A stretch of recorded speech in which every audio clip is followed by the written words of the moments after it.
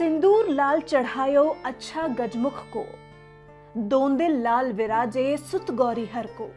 हाथ लिए गुड़ लड्डू साईं सुरवक को, महिमा कहे न जाए लागत हूं पद को। जय देव विघ्न हरता कहें लंबोदर या फिर सिद्धिदाता।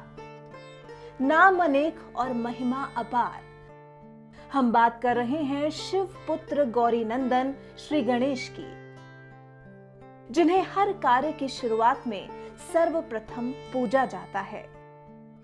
मंगलकर्ता और बुद्धि के देवता गणपति भी देवभूमि उत्तराखंड की एक ऐसी पहाड़ी पर बसते हैं जो कि किसी स्वर्ग से कम नहीं है, जहां कदम रखते ही इंसान को जिंदगी भर नहीं सताती है पैसों की तंगी। हम बात कर रहे हैं बद्रीनाथ से 4 किलोमीटर दूर माणा गांव की, जो कि कहलाता है भारत का आखिरी गांव। ऐतिहासिक धरोहर और खूबियों को समेटे कुदरत की गोद में बसा है माणा गांव, जहां कदम रखते ही बस जाने का मन करता है। यहाँ की फिजाओं और हसीन वादियों में वो आनंद है जो आपको ढूंढने पर भी कहीं और नहीं मिलेगा।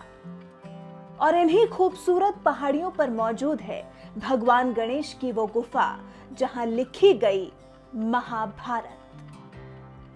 माणा गांव में जैसे ही हम आगे बढ़े, चंद कदमों की दूरी पर हमें दिखी विशाल चट्टानों से ढकी एक ऐसी गुफा जहां बैठकर स्वयं भगवान गणेश ने बिना रुके लिखी थी महाभारत। इसी स्थान को आज पूरी दुनिया गणेश गुफा के नाम से जानती है। सीढ़ियां चढ़ते ही हमारी मुलाकात हुई मंदिर के पुजारी से, जिन्होंने इस गुफा के महत्व से हमें अवगत करवाया। इस स्थान का प्राचीन नाम है मणिभद्रपुरी, जिस गांव में आप आए हैं। मणिभद्र नाम का एक यक्ष जो है कुबेर जी का सेवक, इस क्षेत्र का राजा हुआ करता था। उसके नाम से यहाँ का नाम मणिभद्रपुरी हुआ। धीरे धीरे बोलते बोलते जो है माणा उसका जो है अपभ्रंश रूप होके बन गया। यहाँ जो है भगवान के 17वें अवतार आए थे कृष्ण द्वैपायन। तो यहाँ आने के बाद जब उन्होंने सबसे पहले वेद के भाग किए, ऋग्वेद, यजुर्वेद, सामवेद, अथर्ववेद, उनको उपाधि मिली वेदव्यास की। उसके पश्चात उन्होंने मन में विचार किया कि वेद मंत्र कठिन है, सरल भाषा में कुछ किया जाए। तो जय ग्रंथ के रूप में, पंचम वेद के रूप में जय ग्रंथ का निर्माण किया। और उसको लिखाने की समस्या हुई, क्योंकि उस समय लिखने की परंपरा बहुत कम थी। तो ब्रह्मा जी ने कहा कि आप जो है गणेश जी का स्मरण कीजिए, गणेश जी आप इस कार्य को कर सकते हैं। तो ऐसा जो है महाभारत के अंदर वर्णन आता है कि गणेश जी ने शर्त रखी थी कि मैं लिखूंगा लेकिन रुकूंगा नहीं, क्षण भर के लिए भी रुक गया तो मैं चले जाऊंगा। तो व्यास जी ने मन में विचार करके जो है शर्त रखी कि जो कुछ मैं बोलूँगा पहले आप समझेंगे फिर आगे लिखेंगे। ऐसी दोनों में शर्त हुई। बीच बीच में जो है व्यास जी जब समय चाहिए होता था तो एक कूट श्लोक, कठिन श्लोक बना के सुना देते थे। उसका अर्थ निकालने में गणेश जी को बहुत समय लगता था। तब तक वो अपने जो है नित्य कर्म इत्यादि जो भी करने होते थे कर लेते थे।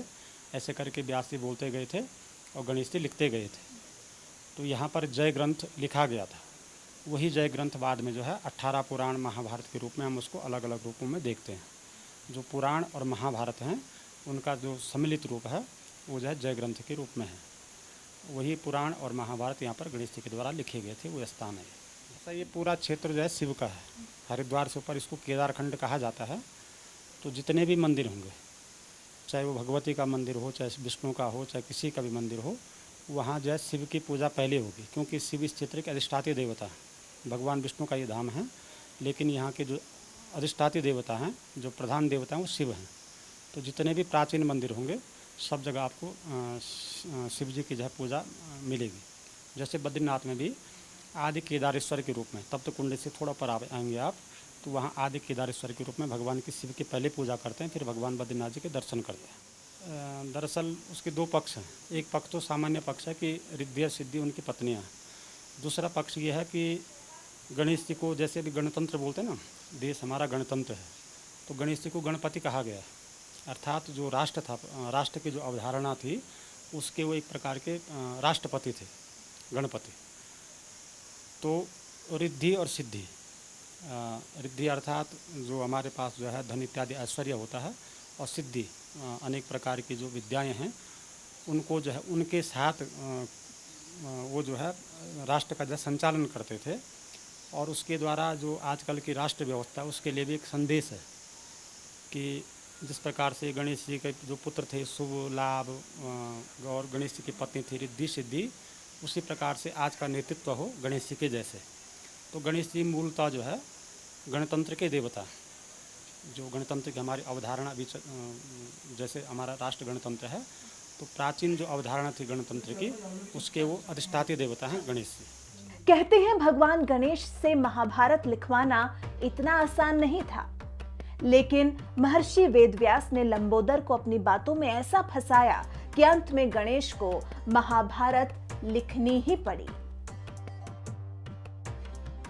गणपति ने शर्त रखी कि अगर वो कथा बताते हुए कहीं रुक गए तो उसी वक्त लेखनी छोड़ देंगे, जिस पर वेदव्यास ने कहा कि आप बिना सोचे समझे और मुझसे सलाह लिए बिना कुछ भी नहीं लिखेंगे। इस तरह वेदव्यास ने श्री गणेश को अपनी बातों में उलझाए रखा और प्रभु को पूरी महाभारत की कथा इस छोटी सी गुफा में बैठकर लिखनी पड़ी। तभी से इस गुफा को गणेश गुफा के नाम से जाना जाता है। आज ये गुफा एक मंदिर के रूप में तब्दील हो गई है। दूर दूर से आए श्रद्धालु यहाँ गणपति की पूजा आराधना से लेकर गुफा की परिक्रमा करते हैं। कहते हैं जो भी मनुष्य इस गुफा की परिक्रमा करता है, भगवान गणेश उसके तमाम विघ्नों का नाश कर देते हैं। अगर आप भी बद्रीनाथ धाम से माणा गांव का रुख करते हैं तो गणेश गुफा के दर्शन जरूर करें।